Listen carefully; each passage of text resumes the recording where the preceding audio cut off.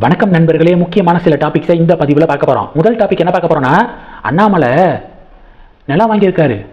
80 கோடி ரூபாய் மதிப்பிலான நிலத்தை 4.5 கோடிக்கு வாங்கியிருக்காரு திமுகவோடு கூட்டு சேர்ந்து அப்படின்னு. கடந்த 15-20 நாளாக ஒரு கூட்டம் கத்துன்னு கத்திக்கு இருந்துச்சு. அந்த கூட்டத்துடைய சில நிர்வாகிகளுடைய பேரை சொல்கிறேன்.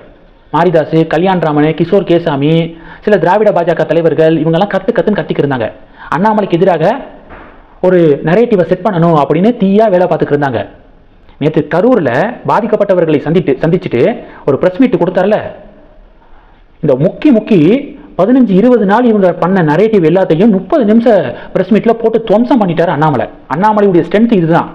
நீங்கள் இது இல்லை, இன்னும் என்னென்ன விமர்சனங்கள் அண்ணாமலைக்கு எதிராக வச்சாலும் அது எல்லாத்தையும் காலி பண்ண ஒரு ப்ரெஸ் மீட் போதும் அண்ணாமலைக்கு.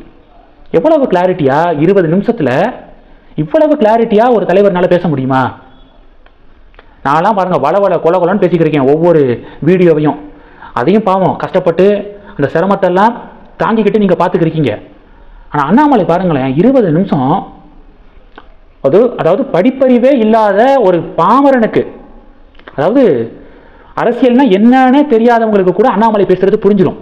அதுதான் அண்ணாமலையுடைய ஸ்ட்ரென்த்து. அதை வீழ்த்தணும் அப்படிங்கிறதுக்காக தான் முக்கி பார்க்குறாங்க. அது எல்லா முயற்சியும் ஃபெயிலியர் தான் ஆகுது. இது முதல் டாபிக். ரெண்டாவது டாபிக் என்ன பார்க்க போகிறோம்? ரெண்டாவது டாபிக் பார்த்தீங்கன்னா அப்படின்னா, இன்னைக்கு மீடியாக்கெல்லாம் விஜய் வீட்டை விட்டு வெளியே வந்தார் அப்படின்னு எல்லா மீடியாவும் இதை ஒரு பிரேக்கிங் நியூஸாக போட்டுக்கிருக்காங்க. பனையூர் வீட்டில் இருந்து பட்டினப்பாக்கம் வீட்டுக்கு போயிருக்காருங்க. இதை எல்லா மீடியாவும் ஹெட்லைன்ஸில் போட்டுக்கிருக்காங்க. கரூர் ஸ்டாம்பேடு நடந்துச்சுல, இதுக்கு தாவேக்காவினர் திமுக அரசாங்கம் தான் காரணம்னு சொல்கிறாங்க. திமுக அரசாங்கம் தாவேக்காவுடைய சொதப்பல் தான் காரணம், விஜய் லேட்டாக வந்தது தான் காரணம் அப்படின்னு சொல்கிறாங்க. இவங்களுக்கு ஈக்குவலாக தமிழக மீடியாக்களுக்கும் இதில் பொறுப்பு இருக்குது. தமிழக மீடியாக்களும் இதுக்கு காரணம் தான் என்னைய பொறுத்த வரைக்கும். ஏன்னா 5 நிமிஷத்துக்கு ஒரு தடவை விஜய் அங்கே இருக்காரு, இங்கே இருக்காரு, கையை காட்டினார், அது பண்ணார், இது பண்ணார், 10 அடி முன்னாடி போயிட்டாரு, உட்காந்துட்டாரு, தூங்கிட்டாரு, இப்படி போட்டு ஹைப்பை ஏற்றி ஓகே என்னதான் இருக்குன்னு பார்க்கலாம் அப்படின்னு சொல்லிட்டு வேடிக்கை பார்க்க பல கூட்டம் அங்கே வருது.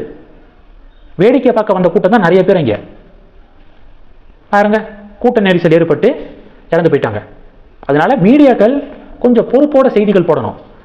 வீட்டை விட்டு வெளியே வர்றதுக்கெல்லாம் செய்தியா, அதுக்கு ஒரு பின்னாடி தீ மியூசிக்கா?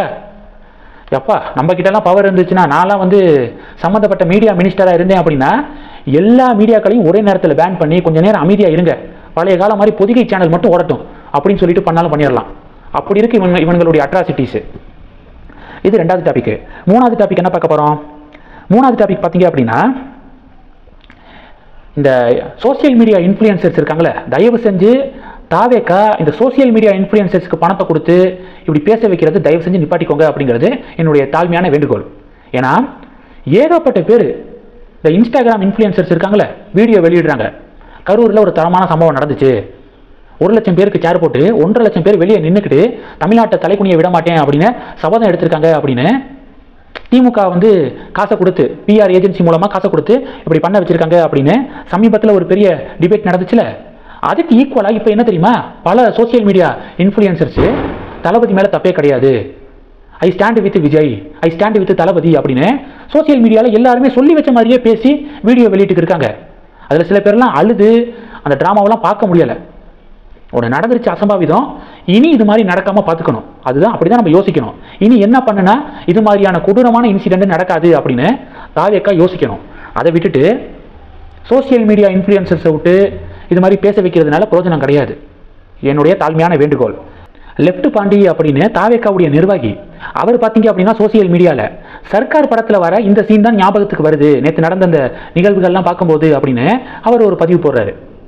சஞ்சீவ் இருக்கார்ல, விஜயுடைய ஃப்ரெண்டு சஞ்சீவ், இந்த திருமதி செல்வத்தில் செல்வமாக ரோல் பிளே பண்ணியிருப்பார்ல, அவர் விஜயுடைய புகைப்படத்தை போட்டு உன் பேரை சாய்க்க பல யானைகள் சேர்ந்த போதே நீ சிங்கம் தான், சிம்பு பாட்டு இருக்குல்ல அதில் வரக்கூடிய வரியை எழுதியிருக்காரு. தயவு செஞ்சு நிப்பாட்டுறீங்களா? எவ்வளோ பெரிய கொடூரமான இன்சிடென்ட் நடந்திருக்கு, இதெல்லாம் இப்போ தேவைதானா? ஒரு வீடியோவை பாருங்கள். இந்த வீடியோலாம் ரொம்ப கொடூரமான வீடியோ. 1.25 வயசு பையன் செத்து போயிட்டான். அவங்க அம்மாவுக்கு வாய் பேச வராது, காதும் கேட்காது. எப்படி உட்காந்து அழுகிறாங்க, அதை வாய் விட்டு அழுகவே முடியாத ஒரு சூழல். அந்த வீடியோலாம் பார்க்க முடியலை, அவ்வளவு நெஞ்சை ரணமாக்கணுச்சுன்னு சொல்லுவாங்களே அது மாதிரி இருந்துச்சு. அதனால 2 பேர் மேலேயும் விமர்சனங்கள் இருக்குது. ஒன்று கவர்மெண்ட் மேலேயும் தப்பு இருக்குது, தாவேக்கா மேலேயும் தப்பு இருக்குது. இனி வரக்கூடிய காலங்களில் இது எல்லாத்தையும் சால்வ் பண்ணணும். இது மாதிரி ஒரு கூட்ட நெரிசல்ல பலி அப்படிங்கிறது தமிழக அரசியலில் இருக்கவே கூடாது அப்படிங்கிறதான் மக்களுடைய விருப்பமாக இருக்கு. அதனால அண்ணாமலை சொன்ன மாதிரி இந்த பிரச்சார பேட்டர்னை தயவு செஞ்சு விஜய் மாற்றணும். அதுக்காக உட்காந்து ஆலோசனை நடத்தணும். அதை விட்டுட்டு சோசியல் மீடியா இன்ஃப்ளூயன்சர்ஸை விட்டு இப்படி பேச வைக்கிறதெல்லாம் தயவு செஞ்சு வேண்டாம், அவாய்ட் பண்ணலாம் அப்படிங்கிறது என்னுடைய பார்வை. உங்களுடைய பார்வைகளை மறக்காம கமெண்ட் பண்ணுங்க. தொடர்ந்து கணக்கில் இருங்க. அடுத்தடுத்து நிறைய பதிவுகளை பார்க்க போறோம். நம்ம சேனலுக்கு சப்போர்ட் பண்ணணும் அப்படின்னு ஆசைப்பட்டீங்கன்னா நான் பேசக்கூடிய வீடியோக்கு கீழே நன்றி அப்படிங்கிற ஆப்ஷன் இருக்கு. அதை கிளிக் பண்ணி உங்களால் முடிந்த தொகையை சேனல் வளர்ச்சிக்காக கொடுத்து உதவி செய்யலாம். இல்லை ஜாயின் பட்டனை கிளிக் பண்ணி நம்ம சேனலுக்கு மெம்பராக ஆகலாம். நன்றி. ஜெய் ஹிந்த்.